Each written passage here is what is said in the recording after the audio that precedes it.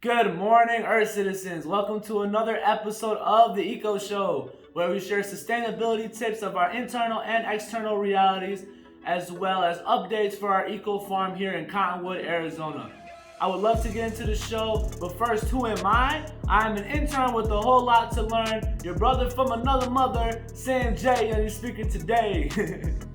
A special shout out to the Earth Citizens organization for allowing me to do the show and being able to show updates and tips of self-sustainability. So if you're just as passionate about sustainability as I am, grab a healthy snack and enjoy the rest of the show.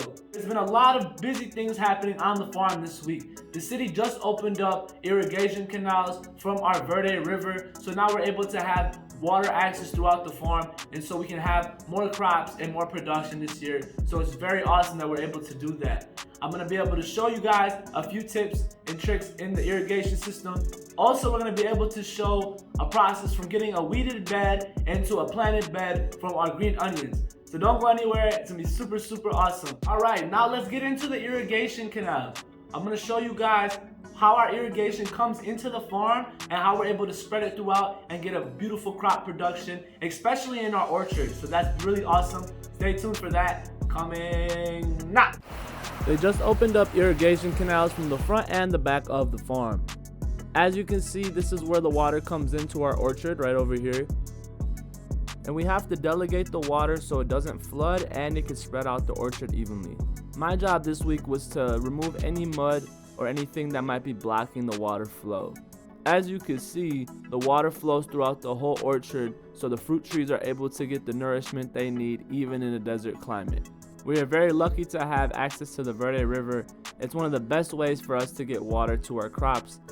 We also use well water as well when we don't have access to the river, but the river makes it so much easier. We want the water to flow consistently around the farm so it doesn't flood. So right now I'm looking around to see if there's anything that's blocking the water flow throughout the orchard. Oh, I think I see something. Yep, that definitely needs to be fixed. Let's fix it together. Great, that looks much better. The water is flowing smoothly and consistently. And we don't want too much of a water flow because like I said, we don't want it to flood. So just a little bit more flow is gonna do us just right.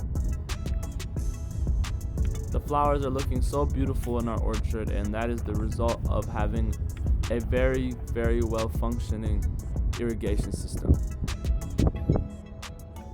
Wasn't it very awesome to see how energy and water flows? I love actually playing with the irrigation systems and clearing out different blockages in the irrigation systems, because I see it as basically like our internal energy as well. Like we have blocks in our internal energy systems, and water flow is the same thing as our chi flows. So being able to work on the farm and moving blockages within the water systems and the irrigation systems, I feel like it's symbolic to me releasing my own blockages and being able to let the energy flow within me.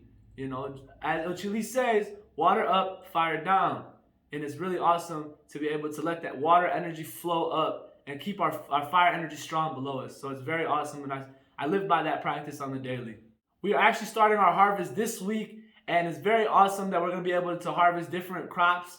And I'm going to show you guys a sneak peek into how I was able to plant our green onions. So this is what a bed typically looks like when we start on it. It's going to be full of weeds and a lot of dead grass. So let me get all those weeds and dead grass out of the way so we can start planting. Then I take a rake and make sure it's very smooth on the surface, and then we're going to start putting rows into it. So then we can have very nice deep rows just like this.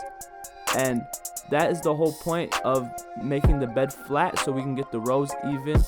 Now that the rows are ready, let's get our crop prepared.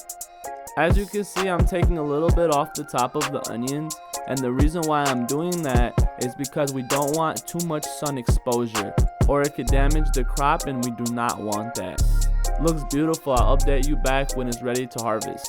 I love being able to work with the nature, getting my hands in the mud, and being able to plant seeds into Mother Earth. I see that as symbolic as me planting my own seeds in the earth and letting myself grow. And it's labor, but it's actually very rewarding. And I'm grateful for the Earth Citizens organization for allowing me to be on the land and work with the land and get back in tune to nature, because it's very satisfying. Oh, another one? What's going on, guys? Come on.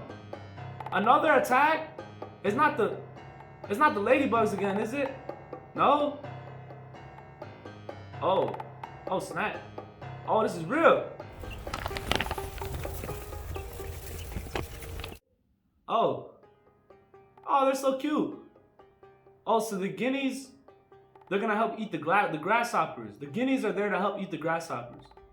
Oh, so we're like fighting nature with nature. Instead of using pesticides, we just bought a bunch of guineas so they can eat the grasshoppers so they don't eat our crops. Oh, it's very interesting.